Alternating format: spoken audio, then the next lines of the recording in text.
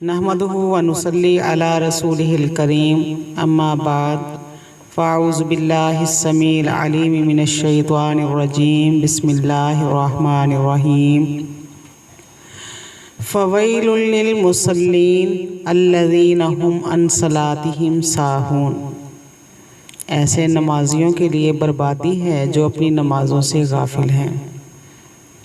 جو شخص مکمل طور پر بے نماز ہے اس کا اسلام کے ساتھ کوئی تعلق ہی نہیں۔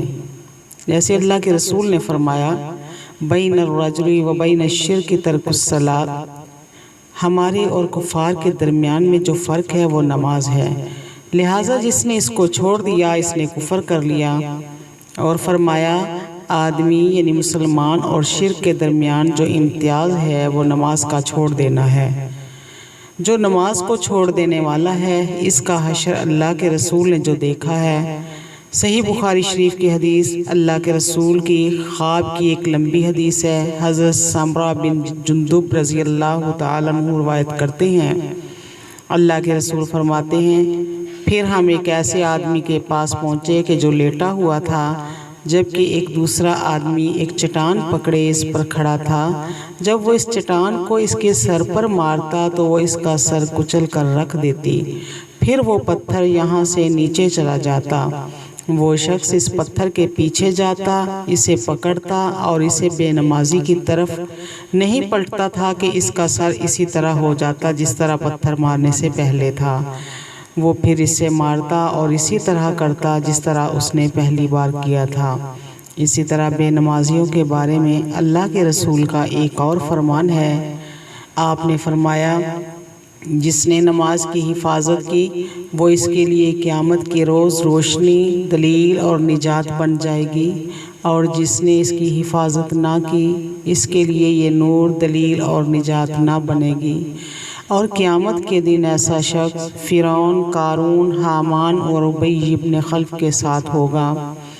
علماء اس حدیث کی تشریح میں بیان کرتے ہیں کہ بے نمازیوں کا حشر ان چار بڑے کافروں کے ساتھ اس وجہ سے ہوگا کہ وہ شخص کہ جسے اس کے مال نے نماز سے محروم رکھا وہ تو قارون کے ساتھ ہوگا جو کہ حضرت موسیٰ علیہ السلام کے زمانے کا بڑا مالدار انسان تھا، اور اگر بے نماز کو اس کی بادشاہی، صدارت یا وزارت عظمیٰ کی کرسی نے روکے رکھا تو اس کا حشر فرعون کے ساتھ ہوگا، استغفر اللہ۔ اور اگر اسے وزارت یا افسری نے نماز سے غافل رکھا تو ایسے شخص کا حشر فرعون کے وزیر اور بڑے افسر حامان کے ساتھ ہوگا۔ اور اگر بے نماز تاجر ہے اور اسے اس کی تجارت اور کاروبار نے نماز سے روکے رکھا تو اس کا حشر مکہ میں کفار کے تاجر ابی بن خلف کے ساتھ ہوگا۔